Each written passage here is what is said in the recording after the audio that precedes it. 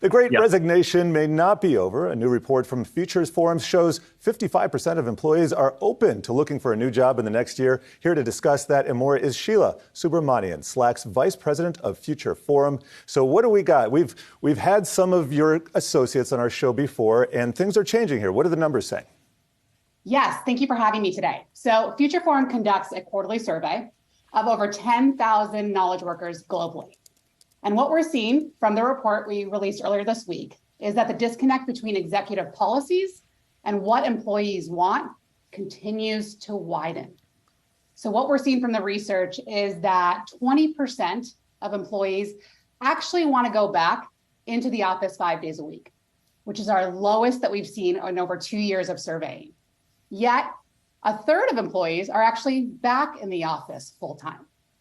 And the reason why this disconnect is critical for us to study further is, as we think about the context of the Great Resignation, flexibility ranks second only behind compensation when it comes to determining job satisfaction. And 70% of employees who are not happy with their current levels of flexibility are open to looking for a new job in the next year. So now's the time for leaders to shift from trying to revert back to how things used to be in 2019 to leading with trust and transparency moving forward. Count me among those who would love some remote work, but ultimately you do what your boss says you should do. But we'll move on. Full-time remote work, you say, dropped from 21% to 18%. I'm curious, given our dynamics, do you think that 18% is a floor, or will it continue to shrink as the economy tightens? You know, it's funny that you're talking about the economic downturn. So what we're seeing from the data is that there's still a continued global labor shortage, and unemployment is at 3.6%. And in my conversations with CEOs, talent continues to be the number one priority that's top of mind for them. So as we talk about what's next, it's critical for leaders to think about leaning into their talent. That's their number one competitive advantage. And what that looks like is not addressing flexibility as a perk. It's a core requirement. It's a core expectation for employees moving forward. And it's critical for leaders to continue to listen to their employees if they want to continue to stay relevant amidst the economic uncertainty. So while I can't answer what the numbers are going to look like 3 months from now, what we can continue to see is that people will seek employers and leaders who give them more choice in how they work rather than reverting to the command and control model.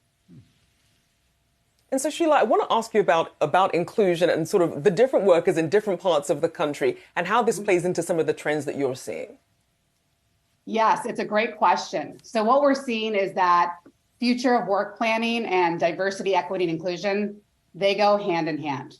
So what we're seeing from the data is that employees of color in the US, working parents, as well as women, prefer flexibility. Whereas what we see as executives, white employees, as well as male employees, tend to want to go back into the office full time. And based on the data, 82% of working mothers want some level of location flexibility. So this is why it's important for leaders to empower their middle managers to figure out what works best for their specific teams, rather than reverting to top-down mandates, because one size fits all does not apply to work. All right, that's very interesting observations on the future of work. Thank you, Sheela Subramanian. Great stuff.